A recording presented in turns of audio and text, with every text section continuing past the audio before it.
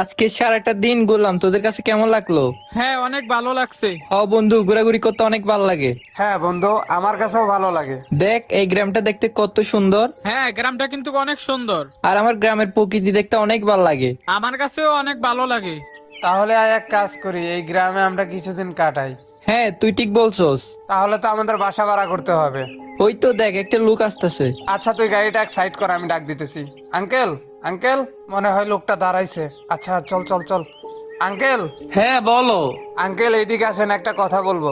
তোমাদের বাড়ি কোথায়? আমাদের বাসা ওই হাঙ্গার শহরে। তা তোমরা এই গ্রামে কি করতেছো? আমরা তিনজনে এইখানে আইছি কিছুদিনের জন্য বেড়ানোর উদ্দেশ্যে। এই গ্রামটায় আমরা তিনজন মিলে ঘুরতে আসছি। ও আচ্ছা। আঙ্কেল, আমাদের থাকার মতো কোনো একটা বাড়ি ম্যানেজ করে দেওয়া যাবে? আশেপাশে কি কোনো বাড়ি ভাড়া পাওয়া যাবে? আমার জানা মতে আশেপাশে কোনো বাড়ি নাই ভাড়া দেওয়ার মতো।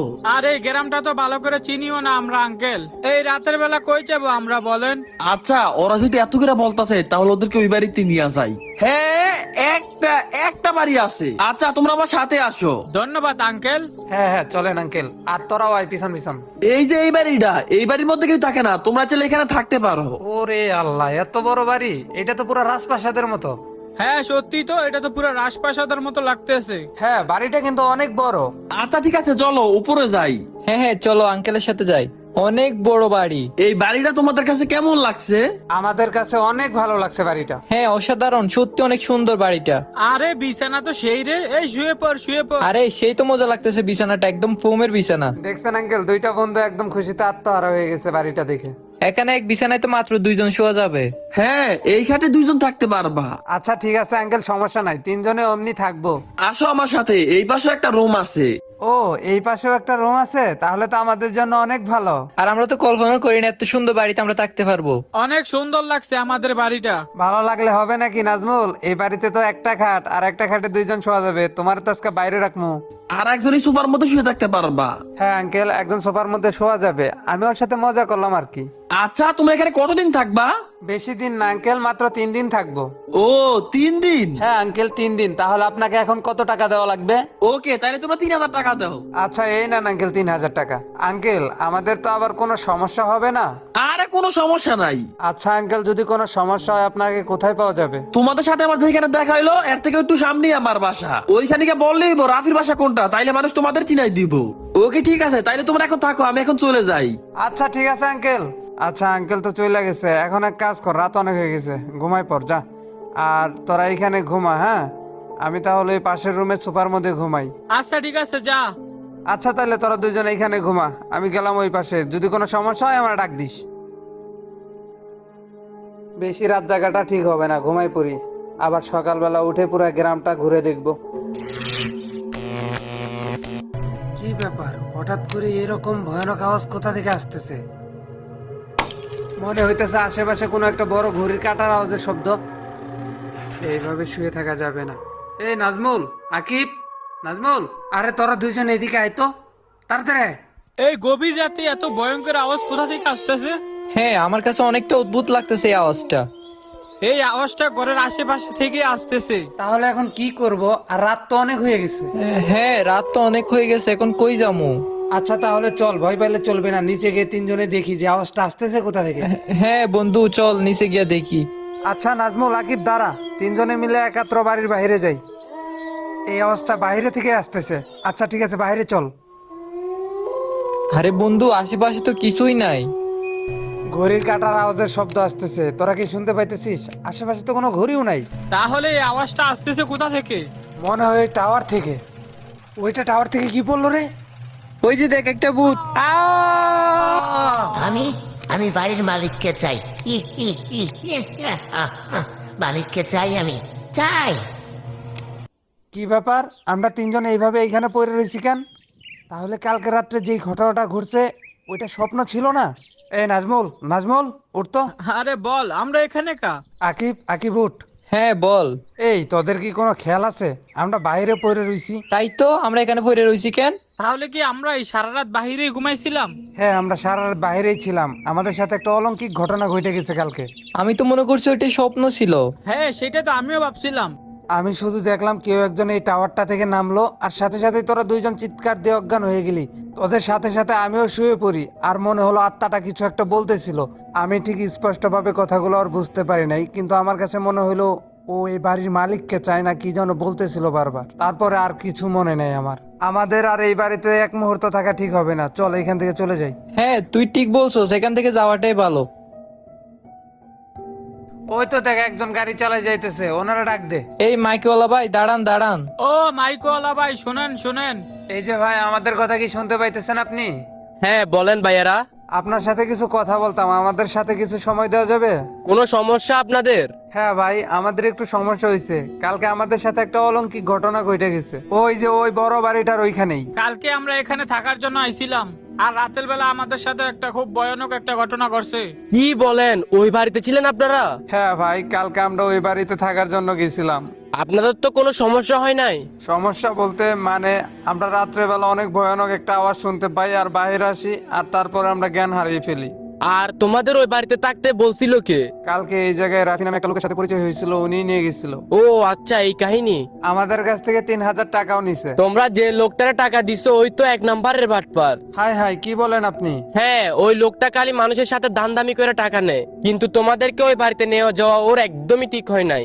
আচ্ছা, ওই বাড়িতে হয়েছিলটা কি? তোমরা শুনতে চাও কি হয়েছিল? আচ্ছা তাহলে শোনো। আজকে তো একটা মিস্ত্রি আসার কথা ছিল। আচ্ছা দেখি তো মিস্ত্রিটা আসতেছে নাকি। ওই তো মনে হয় মিস্ত্রিটা আসতেছে। তুমি তাহলে আইছো? হ্যাঁ সাহেব, আইছি। আচ্ছা আমার সাথে আসো, আমি তোমাকে কাজটা দেখাই দিতেছি। আচ্ছা ঠিক আছে সাহেব। ওই টাওয়ারটা দেখতেছো না, ওই টাওয়ারের উপর একটা ঘড়ি লাগাইতে হবে। ওই টাওয়ারের উপর? এত উপরে? হ্যাঁ। না সাহেব, আমি এত উপরে উঠতে পারবো না, তাহলে আমি চলে যাই। আরে আরে কই যাইতেছো, দাঁড়াও কথাটা শোনো। হ্যাঁ বলেন। আরে ভয় পাওয়ার কিছুই নাই, তুমি অযথাই ভয় পাইতেছো।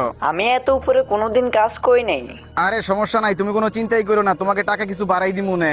যদি কোনো দুর্ঘটনা ঘটে যায় তাহলে আমার পরিবারে কি হবে? অযথা চিন্তা করতেছো, কিছুই হবে না। আচ্ছা সাহেব, আপনার কথার কারণে আমি শুধু উঠতেছি। আচ্ছা এই যে আমি তোমারে দেখাই দিতেছি, আমার সাথে আসো। আচ্ছা চলেন। এই লিফটে চড়ে তুমি উপরে ওঠো। আচ্ছা ঠিক আছে। আচ্ছা তুমি সাবধানে কাজ কইরো। তুমি উপরে উঠে কাজ করো আর আমি এখান থেকে দাঁড়াই দাঁড়াই দেখতেছি। আচ্ছা সাহেব, দেখেন তো গইটা কোন জায়গায় লাগাবো? হ্যাঁ হ্যাঁ, ওই সোজা একটু উপরে একটু উপরে। সাহেব সাহেব, এই জায়গায় লাগাবো? হ্যাঁ ওইখানেই। আহ! আরে কি হইলো এটা? আরে লোকটা তো উপর থেকে পড়ে গেছে। সাহেব সাহেব, হ্যাঁ হ্যাঁ বলো।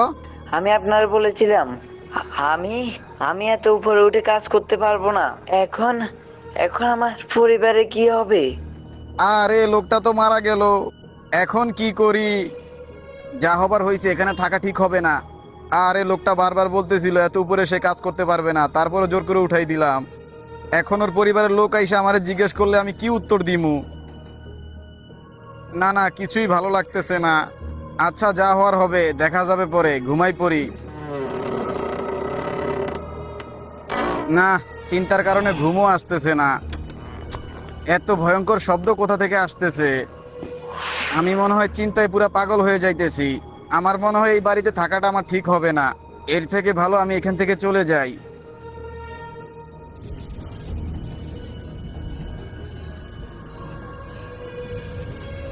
তোমাদের কপাল অনেক ভালো যে ওই আত্মাটা তোমাদের কোনো ক্ষতি করে নাই। আচ্ছা ভাই, এই বাড়িওয়ালার মালিক ওর এখন কই পাওয়া যাবে? ও তো অনেক দূরে এক জায়গায় বাসা ভাড়া করে থাকে এখন। ও আচ্ছা, তাহলে সে আর কোনোদিন এইখানে আসে নাই? ওই ঘটনাটা ঘটে যাওয়ার পর থেকে ও এখানে আর আসে নাই। আচ্ছা ভাই, তুমি কি জানো যে ওই লোকটা এখন কোন জায়গায় থাকে? হ্যাঁ আমি জানি ও কোন জায়গায় থাকে। ভাই, আমাদের তিনজনকে একটু ওনার কাছে নিয়ে যাবেন, আমরা ওনার সাথে একটু কথা বলতাম। আচ্ছা তোমরা যেহেতু এত করেই বলতাছো তাহলে ঠিক আছে। আচ্ছা তাহলে চলো। আচ্ছা ঠিক আছে ভাইয়া, চলেন।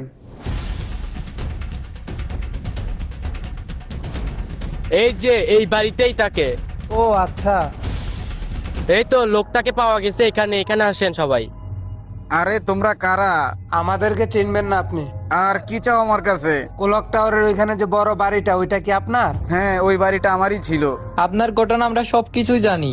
আপনার এত বড় একটা বাড়ি রেখে আপনি এখানে থাকেন? আমি এখানেই ভালো আছি, আমি আর যাবো না কোনোদিন ওই বাড়িতে। আচ্ছা ঠিক আছে, আপনি আমাদের সাথে চলেন। হ্যাঁ আপনি আমাদের সাথে চলেন।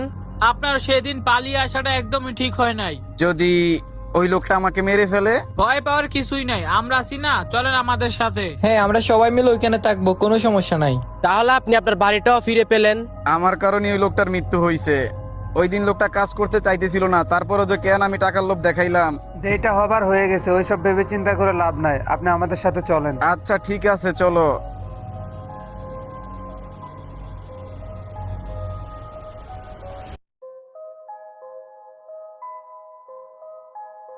আত্মাটা তো সেদিন এই টাওয়ার থেকেই নামছিল। আচ্ছা চলো ওই টাওয়ারের নিচে যাই, ওইখানে আসতে পারে। ও ও ও আহ আহ আহ তুমি তাহলে এসেছো? এতদিন তোমারই অপেক্ষায় ছিলাম। আমি কি বলে যে তোমার কাছে হাত জোর করব বুঝতেছি না। সাহেব, আপনি আমাকে বলেছিলেন আমার কিছুই হবে না। তোমার মৃত্যুর ঘটনা দেখে আমি অনেক ভয় পেয়ে গেছিলাম, সেই কারণে আমি এই বাড়িটা ছেড়ে চলে গেছি। সাহেব, আপনি অনেক বড় ভুল করে ফেলেছেন, এর ক্ষমতা হবে না। আমি অনেক বড় ভুল করে ফেলছি, আর যদি তুমি এখন আমাকে মেরে শান্তি পাও তাহলে আমাকে মেরে ফেলতে পারো। আমার কারণেই তোমার মৃত্যু হয়েছে, আমার শাস্তি হওয়া দরকার। এরপরেও কি তুমি লোকটাকে মাফ করবে না? হ্যাঁ, তুমি ওনাকে মাফ করে দাও। আচ্ছা ঠিক আছে, আমি মাফ করতে রাজি আছি, কিন্তু আমার একটা শর্ত আছে। আচ্ছা তুমি যা বলবো আমি সেটাই করতে রাজি আছি। আমার পরিবারের সকল দায়িত্ব তোমাকে নিতে হবে, তাহলে তোমাকে মাফ করে দেব। আচ্ছা ঠিক আছে, আজকের পর থেকে আমি তোমার পরিবারের সকল দায়িত্ব নিলাম। হ্যাঁ ঠিক আছে, আজকে থেকে তোমার পরিবারের সকল দায়িত্ব আমরা সবাই নিব। আরে আত্মাটা চলে গেছে, এই আত্মাটা শুধু ওর পরিবারের কারণে আপনাকে খুঁজে বেড়াইতেছিল। আজকের পর থেকে হয়তো আর কোনোদিন আসবে না, আপনি ওর পরিবারের দায়িত্ব নিছেন। আর তোমাদের সবাইকে আমি কি বলে যে ধন্যবাদ দিব? আমাদেরকে ধন্যবাদ দেওয়ার কোনো দরকার নাই আঙ্কেল, আপনি যে ওনার কাছে সব ভুল স্বীকার করছেন এইটাই অনেক কিছু। তোমাদের কারণে এই বিপদটা থেকে একেবারে চিরতরে মুক্তি পেয়ে গেলাম। আর একটা জিনিসই শিখে গেলাম যে টাকার লোভ দেখিয়ে কখনোই কোনো মানুষকে বিপদে ফেলা ঠিক না। I hope